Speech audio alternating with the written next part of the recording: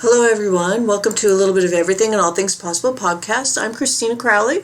And I'm Teresa Crowley. Glad to have you here. Yeah, we're glad to have you here today. This is our first podcast together, and we decided to do it because, we both done a little bit of everything, and we like to talk a little bit about everything, and, in our own ways, we truly believe all things are possible. And we want to get out here and let you know that all things are possible.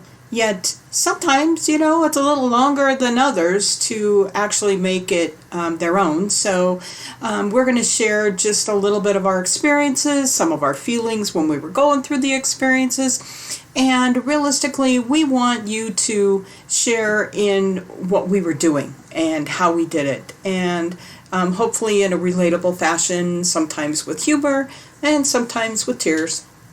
Well, and I think, when we talk about all things being possible, we want to be there to motivate you, because if there is something that you really want to do, and I know I'm the same way. I am a multi-passionate person, and I want to do everything, but I can't do it all. I can do everything, once if I study and put my mind to it.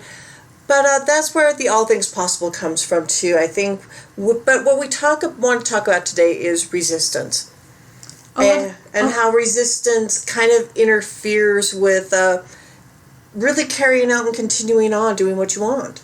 A lot of times the resistance too is just that little voice, and it's that little nagging little child that's back there going, "Are you sure?" and questioning our motives, questioning what we were thinking of, questioning really the goal. And that's just resistance. It's that little voice in your head. It makes you feel so good once you've gone beyond that. You've muttered through and you're on the other side of it, because there's nothing better to be on the other side and then look back and say, yeah, I can do this. And so, pushing through resistance, it isn't a new thing.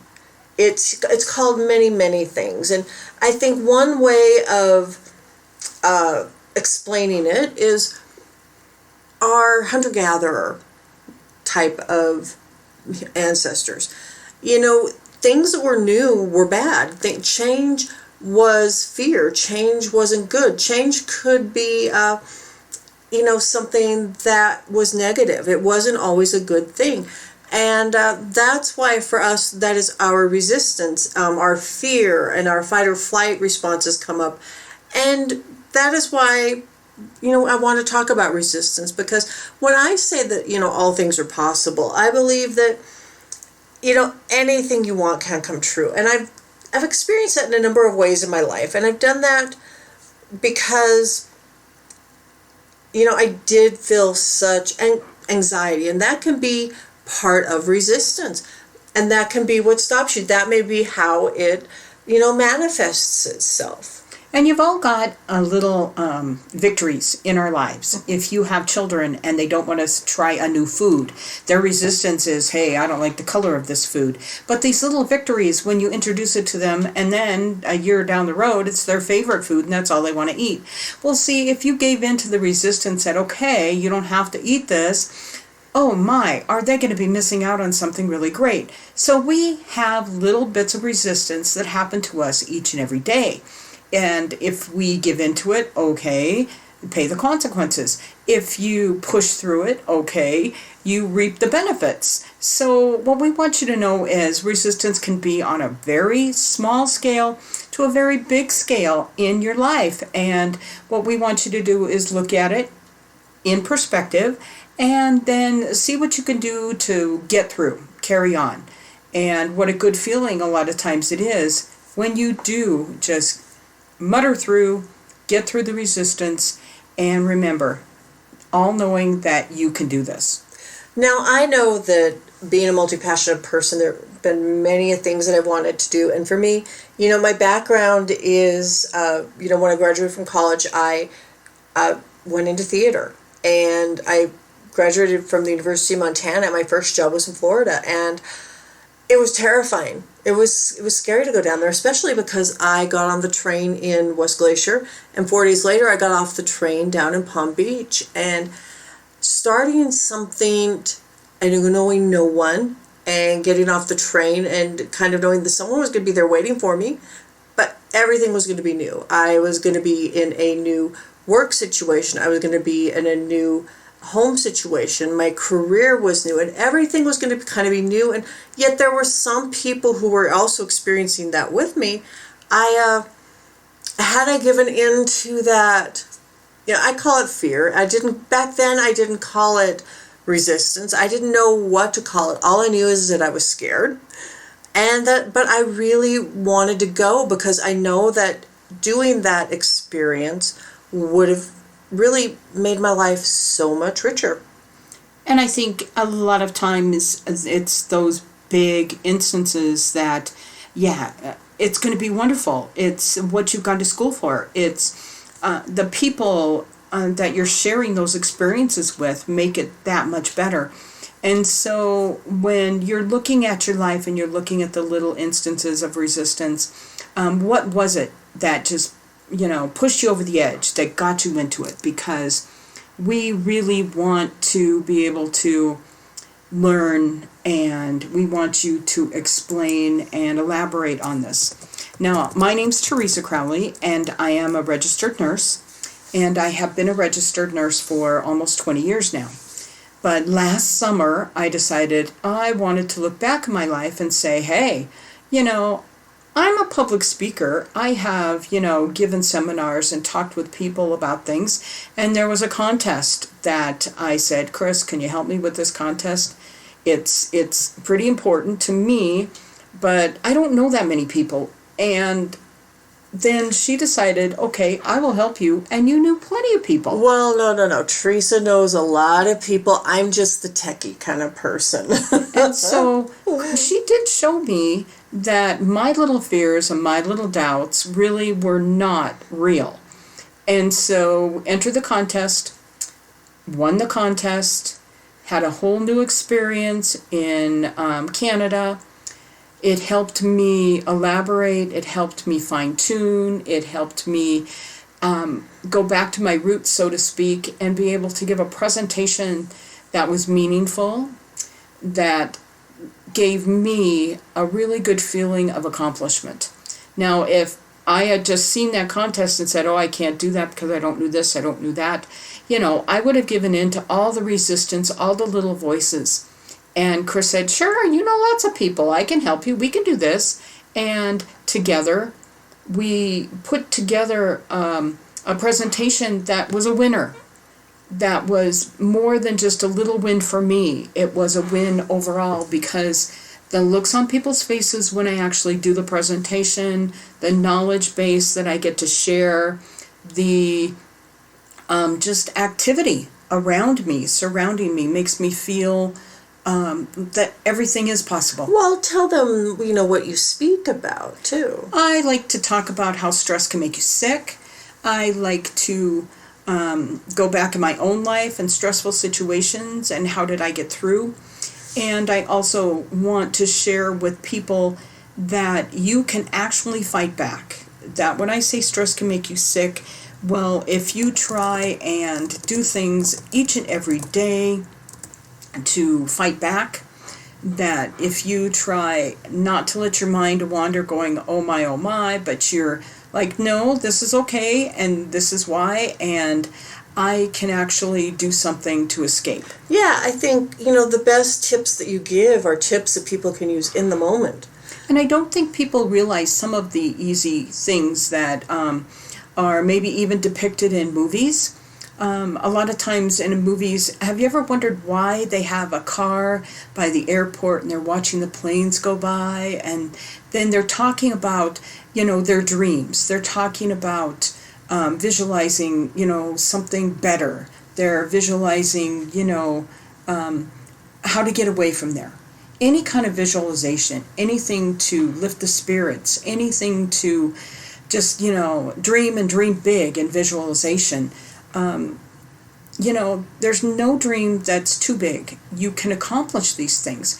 And that's why these little innuendos in movies and television shows, or just reminiscence and memories that people bring up in conversations, they are all chances for us to visualize something that we want, something that's our passion, something that's a dream.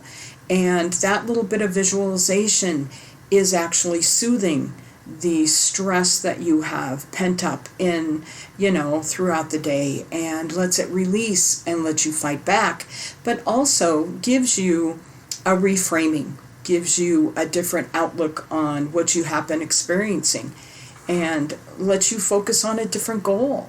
I think a lot of times what we don't realize is, a lot of things are very, very possible with continued focus and training and just outreaching for a whole lot of help, because we're not in this world alone. We have a lot of people, like Chris helped me. She helped me get into this contest.